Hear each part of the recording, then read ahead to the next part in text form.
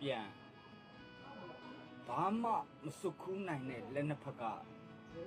လက်အုပ်မချီပစ်ထားလဲလက်နှစ်ဖက်စာနှစ်များကြအမျော်တွေလမ်းမတဆုံထားခဲ့နိုင်တာပဲရှိတယ်ကို့အညွန်လေးတလူလူအတွက်မိခက်လက်လေးတွေချိုးချိုးပေးရ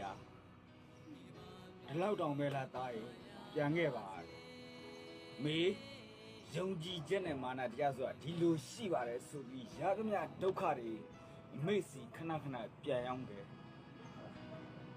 မေပေးခဲ့သမျှတွေကဟောင်းလွမ်းကြောက်ရှာပျက်စီးဆွေးမြေ့ပြီ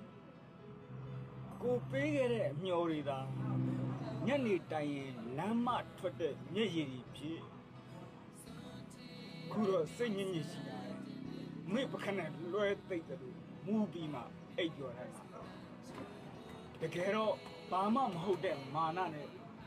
ဘာမှမယူနိုင်လဲလေးပါစေအမေကြိုက်တတ်တဲ့စပင်ပုံလေးညံတက်တရရပြန်လာတဲ့ဆိုရင်ပဲရှင်ဘကလေးလည်းနဲ့ထိပြုံပြုံကြီးကြည့်နေမှာဒါတိပါတယ်သစ္စာပိုင်